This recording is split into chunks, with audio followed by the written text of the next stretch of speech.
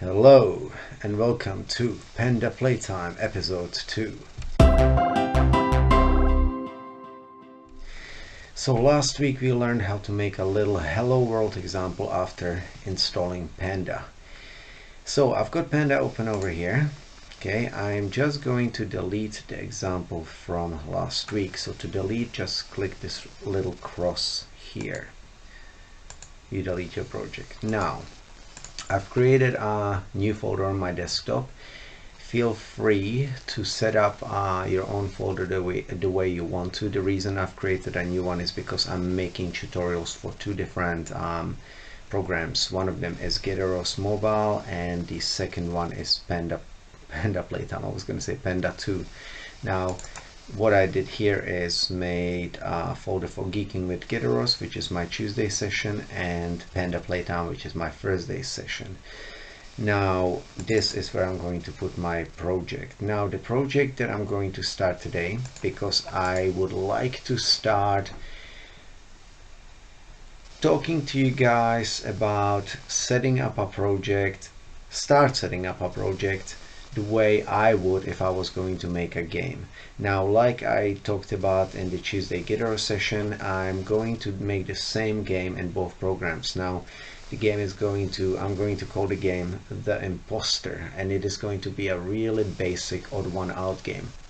Now, this game will just teach you how to do really simple things like tweening and interacting with a graphic, putting a graphic on the screen, so basic animation, all that sort of stuff, going between scenes, playing sound effects. So it is a fully featured little tiny game, basic game, but it teaches you a lot of the principles you need to know to make really most other things. I mean, I'm not going to get into physics on this one, but I am a really big believer in learning as I go. Like a good example is, I like to pick a game. Really good example of this is I wanted to learn how to make I saw an arcade machine in the arcades the other day, and it was a game where this little nozzle goes around, and if you press a button it drops balls into a little bucket, and I wanted to make a similar mini game. And I thought, okay, so I need to know how to do physics. I need to have like a little bucket on the bottom of the screen and something that shoots the balls out of the top. And then I just designed the idea for the level, the fact that the basket was going to go the nozzle was going to go left and right, and then the basket was underneath, and yeah, and I just did it. I just looked up at ways to achieve what I wanted to make, and I believe this way is a much more efficient way of learning, because your mind, this is my opinion only, I mean you guys might work differently, but I find that my mind just retains the information a lot better because I've used it, and I've used it in a practical manner. I don't like getting a book and learning everything there is to know about a program and then forgetting it later because you never really put it into practice. So yeah, that's my approach anyway, and I think it works. Late, but it's decaf. As you see, guys, it's after dark. It's past 11 o'clock here, but hey, nice time to do our dev session, right? Right, burning the midnight oil.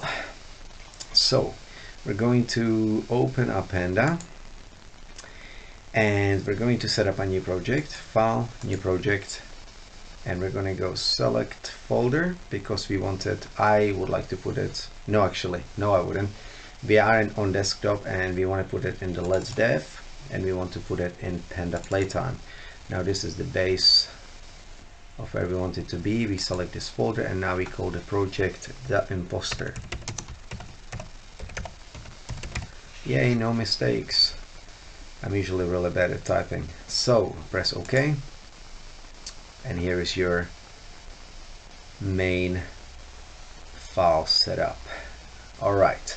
So what we want to do is put an image on the screen. Today I'm going to focus on two basic things: putting an image on the screen and moving it around to see how to place it in at different coordinates, and also talk a little bit about anchor points. Anchor points are something I will explain very shortly, but it is basically a point on a sprite that dictates how the image is placed on the screen. Okay, so it can be anywhere inside a sprite, and that is the point by which the sprite is placed on the stage. So I'm going to go into the Let's Dev session, and I'm going to go into Geeking with Gyros, because I made a really simple ball graphic. It's just a 96 by 96 pixel ball. We're going to copy that, and we're going to go into Panda Playtime, and we're going to go into Imposter, and we're going to click on Media, because Panda sets up a media folder where it automatically loads images and sounds, etc. from. So we're going to go into Media, and as you see, there's already an image, a default image there it creates with a new project. So I'm going to right click and go paste. You put our ball in there. Now I can close this, and we're going to go back to Panda.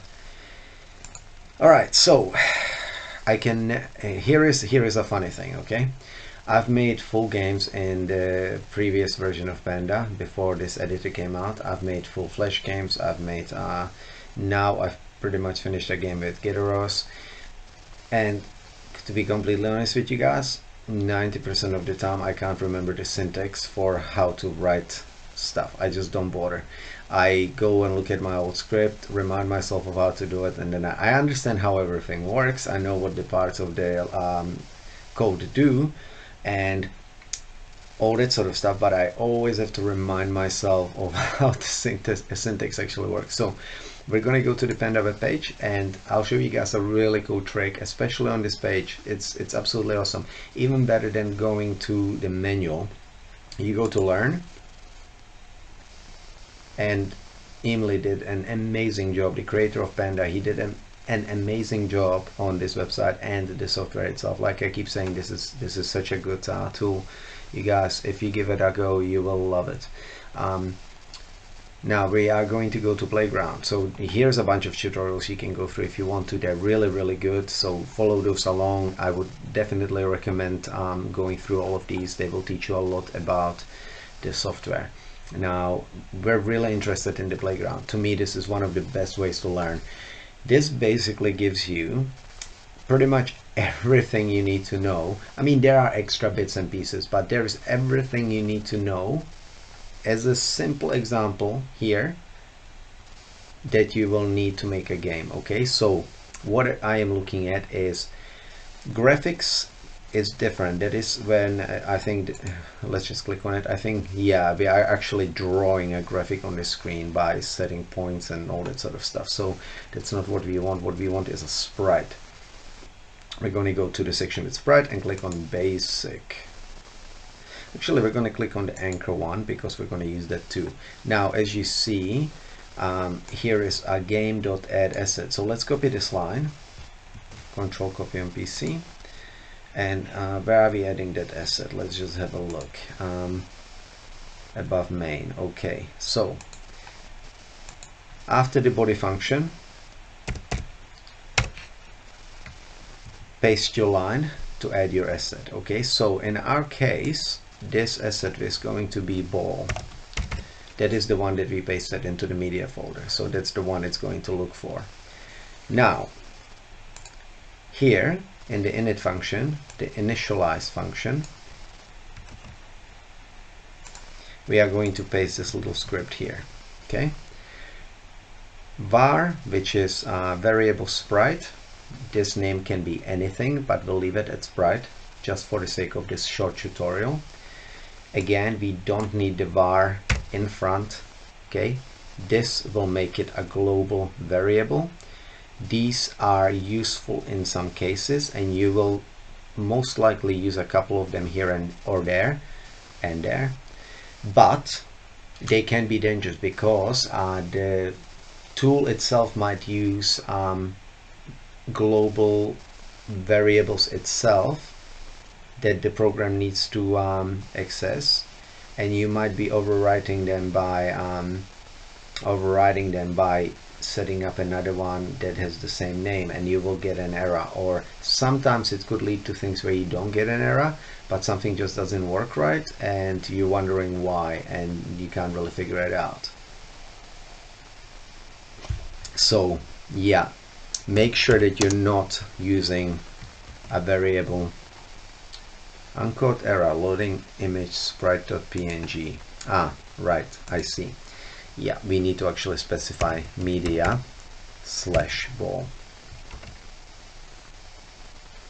No, okay. No, okay, well, first spelling it correctly would be good. So I'll give you guys a little trick, okay? If you double click on a word, it will select the entire word. That is how we spell media. Okay, control save. No, still not loading it. Okay, let's have a look what the issue is. Oh wait, we don't want to go here. Let's close this. And we go back into Let's Dev, Panda Playtime, the imposter, and media. There should be an image called ball here. What is the issue? Oh, yeah, alright. So we'll take this back out. Here you go, guys. We're both learning. We're both learning. Definitely a learning curve for me still. I think I know stuff, but you know, always reminding myself. So what the problem was is that I obviously had not changed the name of the sprite here. This is the image that we're loading, that we've preloaded over here. Okay, here is where we add the asset, and here is where we actually use the image. Okay, so we're just going to change this to ball as well, and there you go. Now what's happening here is you add the asset, so the program knows and can use it. So it's almost like a preload. Pretty sure it is a preload. It actually loads the graphic up at the level, but it doesn't use it or doesn't place it on the screen. Here inside the initialize function, we are declaring a local variable called sprite, and we're using the ball PNG image. Now in Panda, I am pretty sure that it utilizes pixels for the anchor. In Gideros it's a little bit different. In Gideros it goes from 0 to 1 on a scale from 0 to 1, 1 being the max, 0 being the least. But I think that sprite anchors in Panda work with pixels. So let's say this ball image is 96 by 96. Okay, that's 96 by 96 pixels. That would mean that in its top left corner it would be 0 0, on its bottom right corner it would be 96 96. That is XY coordinates. So X starts here and goes to the right where it finishes with 96. Y starts here and goes down and finishes with 96. That's why over here we have XY 96 96.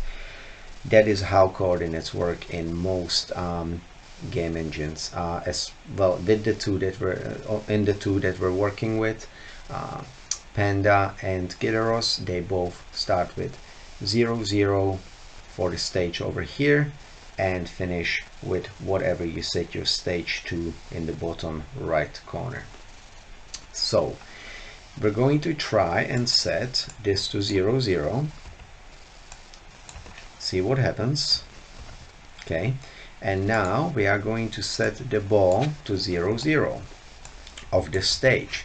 So we're setting the position on the stage on this spot here. This is where your game displays, excuse me, and as you see, flush up against the top left corner. So now I'm going to try setting this to 48 48, which is exactly the center of the ball. So that would be right here. Okay, that's where the anchor would now be. The ball itself, like I said, has its own coordinates. Its coordinates start with 0 0 and finish with 96 96. So if we set the point, the anchor point, to the center of the ball, okay, and we set it to 48 by 48, That means now the ball should be, because we're displaying at 0, 0, should move all the way to here, and we will see only the bottom right corner of the ball. Perfect. Exactly what I thought was going to happen. So anchors are really, really useful and important, and I think you guys hopefully understand what we just did. You will use anchors a lot. Both Gyros and Panda have a really cool way of putting graphics into containers and stuff like that. So can you imagine a case scenario where you've got you might have a tank or a cannon, and the wheels and the body of the tank moves along, you know, left and right. This could be a 2D game only, right? And the cannon on top has to rotate around a point. You will not want the cannon to have its anchor point in the middle, but instead it might be somewhere to the bottom of the cannon, or, you know, like let's say if the cannon is pointing up this way, you might want the anchor point to be here somewhere so it can rotate around its anchor point. So they can be really, really useful.